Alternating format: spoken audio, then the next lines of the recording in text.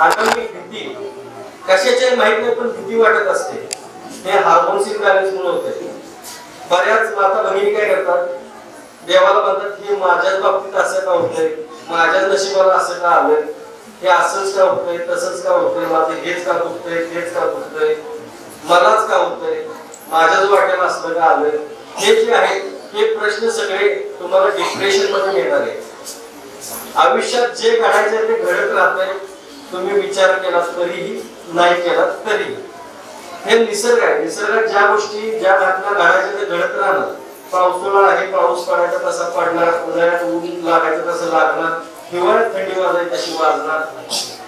पण ह्या गोष्टीचा विचार करून ते पावसाळ्यात पाऊसच का पडतोय म्हणून तुम्ही जर विचार करायला लागला आहे ना, तर अशा गोष्टींचा विचार हे डोक्यातनं काढायचे. हे हार्मोन्स इम्बॅलन्स मुळे झालेले असतात. आणि हार्मोन्स इम्बॅलन्स होत असताना आपण इमोशनल झालेलो असतो, भावनिक खूप होतो. आपण कुठल्याही गोष्टीचं रडायला काय सांगू शकत नाही. म्हणजे ते साहेब ड्युटीवरती गेले असेल ना, ते तिकडे विचार करत बसायला पाहिजे, आता घरात रडत असेल का हसत असेल कोणाचं काय होतंय. तुम्हाला काय वाटतं, पुरुषांच्या मनात त्या विचार नसतात. हार्मोन्स इम्बॅलन्स व्हायला लागले की स्त्रिया बघा की थोड्याशा कधी रडत असतात, कुठल्या गोष्टीला रडतील आणि कुठल्या गोष्टीला हसतील काय सांगू शकत नाही. घरी जाताना भीती वाटते, आज वातावरण कसं आहे तुला अंगात दाखवायला काही गेल्याबरोबर केलं काय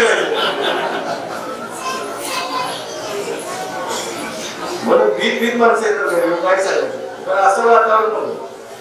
त्या गोष्टींसाठी जर तुम्ही पिंपळाच्या पानांचा काढा करून पिला तर हार्मोन्स व्यवस्थित बॅलन्स होतात. चला ते खायच्या अगोदर पण सांगतो, प्रत्येकाने काय करायचं की आपल्याला कोणत्या ना कोणत्या देवावरती श्रद्धा असतेच असते, नसते तर नवऱ्यावरती काय असं श्रद्धा असतेच असते. 1 तास फक्त पिंपळाच्या झाडाखाली जाऊन बसायचं, 1 तास काय फक्त 7 दिवस करायचं. 1 तास पिंपळाच्या झाडाखाली जाऊन बसायचं, सगळे निगेटिव्ह तुमचे विचार निघून जातात. पण हे नुसतं बसायचं नाही, काहीतरी पुस्तक वाचायचं किंवा चांगलं काहीतरी आठवायचं, बघा 100% तुम्हाला ओके वाटणार. त्याच पद्धतीने सांगतो, सगळ्यांना विनंती आहे की सध्या वाढतं जर आजारांचं प्रमाण बघितलं तर कॅन्सरचं प्रमाण जास्त आहे, म्हणजे भयानक आजार आहे ना.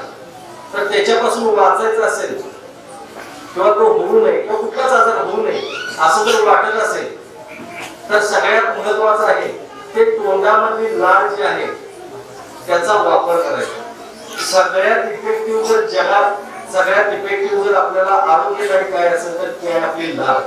बरीच लोक काय करतात, सगळीकडे थुंकत बसतात. बऱ्याच लोकांना काही खात नसतात पण सवय असायसाठी अंगात आलेले त्या बाईसारखं असतं, इकडे इकडे थुंकायचं तिकडे इकडे थुंकायचं असं चाललेलं असतं. काय सांगायचं, तर ही सगळ्यात महत्वाची आहे. त्याच्यापेक्षा जर म्हटलं तुम्ही सगळ्यात महत्वाचं म्हणतात लाळ तर आहेच आहे, पण आजपासून तुम्हाला विनंती करून सांगतो की जेवणामध्ये लिंबूचा वापर करायचा.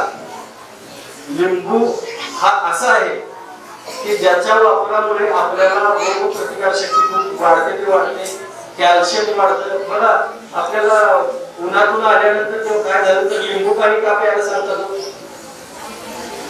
एनर्जी वाढण्यासाठी. मग जर समजा शरीरात एनर्जी स्ट्रॉंग असेल तर कुठलाही विषाणू आपल्या बॉडीमध्ये घुसू शकत नाही. काही लोक बघा व्यायाम करणारे आपण बघितलं ब्रूस ली वगैरे हे आपण बघतो, त्यांच्या बॉडीमध्ये म्हणजे गोळी सुद्धा घुसत नव्हती दगदगीची. मग ते वेगळं काही खात होते का, वेगळं काय करत होते का, मानसिकता असते.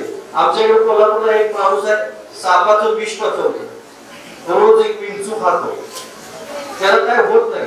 आम्हाला विंचू चावलं की आम्हाला मात्र आमची पाक पितळं आठवतात.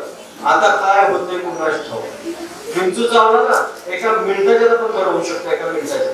सफरचंद माहितीये, सफरचंद माहितीये, विंचू कुणाला चावला ना सफरचंद खायचं, एका मिनिटात वेदना कमी होऊन जातात, एका मिनिटाच्या विषच उतरून जातं. किती सोपं आहे सांगा.